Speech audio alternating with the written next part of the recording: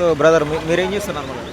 మేము ఇక్కడే corporate job అండి. సో ఏం చెప్తారు ఇప్పుడు ఈ ఐబొమ్మ రవి గురించి బయటకు వచ్చిన తర్వాత అయితే ముఖ్యంగా స్నాక్స్ గురించి టికెట్ ప్రైస్ గురించి పార్కింగ్ ప్రైస్ గురించి లోపల వాటర్స్ ఏదైతే ఉన్నాయి వాటర్ బాటిల్ గురించి కూడా ఇట్లాంటివన్నీ కూడా బయటకి రావడం జరుగుతుంది. మీరేం చెప్తారు?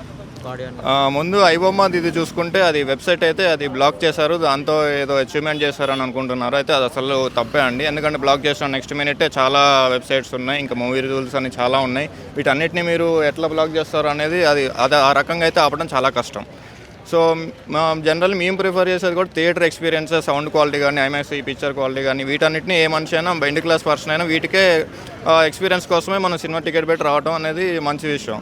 కానీ మీరు టికెట్ లెవెల్ స్నాక్స్ లెవెల్ ఒకటే ఒక 500 పెట్టి అసలు టికెట్ కొండి 500లోనే స్నాక్స్ కొనడం అనేది బయట 30 రూపాయలు దొరికే పాప్కార్న్ 500 ఎట్ట అవుతుందో అసలు అర్థమే కావట్లేదు.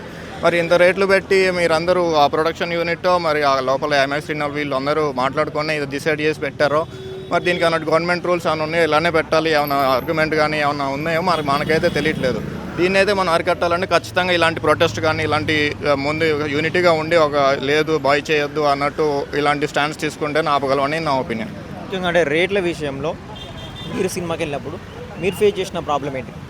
రేట్ల విషయంలో అయితే ఇదేనండి, చాలా హై ప్రైస్. వాటర్ బాటిల్ కొనాలన్నా ఆలోచిస్తున్నామండి. ఇప్పుడు వాటర్ బాటిల్ కొనాలా లేకపోతే బయటికి వెళ్ళి తెచ్చుకొని బ్యాగ్లో వేసుకొని రావాలనేది అర్థం కావట్లేదు.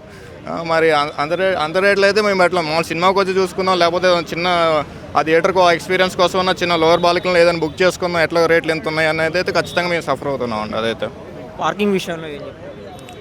పార్కింగ్ విషయంలో కూడా మరి ఇంత పార్కింగ్ రేట్లు ఎందుకు అనేది నాకు తెలియట్లేదండి. అది రియల్గా అసలు నా దగ్గర అయితే అసలు పాయింట్ తెలియదు. అది పార్కింగ్ అంత 70 ఒక చిన్న బైక్ కూడా 100 రూపాయలు 120 రూపాయలు ఏంటో అర్థమే కావట్లేదండి. రైల్వే స్టేషన్లో కూడా చూసుకుంటే ఇంత స్పేస్లో ఒక బైక్ పెట్టడానికి ఎందుకు మరి అంత సెక్యూరిటీ ఏంటిదో నాకు తెలియట్లేదండి. అయితే ముఖ్యంగా ఈ సినిమా కావచ్చు, పెద్ద సినిమా కావచ్చు, ఎవరైనా కలెక్షన్ రావాలని చూస్తారు. ముఖ్యంగా ఈ కలెక్షన్ మన ఆడియన్స్ ఎక్కువ రావడానికి ముఖ్యంగా మీరేం చెప్తారు? ముఖ్యంగా ప్రీమియర్ షో అప్పుడు కూడా 1000 రూపాయలు 1500 2000 టికెట్లు ఇట్లాంటి పెంచడం, ఈ రెండు కలిపి ఏం చెప్తారు?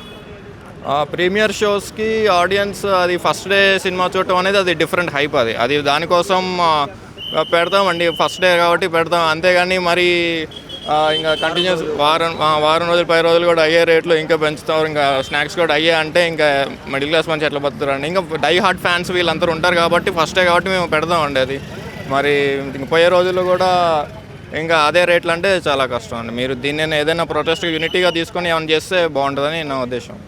టికెట్ ప్రైస్ ఎంత ఉంటే బాగుంటుంది? మల్టీప్లెక్స్ కానీ సింగిల్ థియేటర్ స్క్రీన్ కానీ?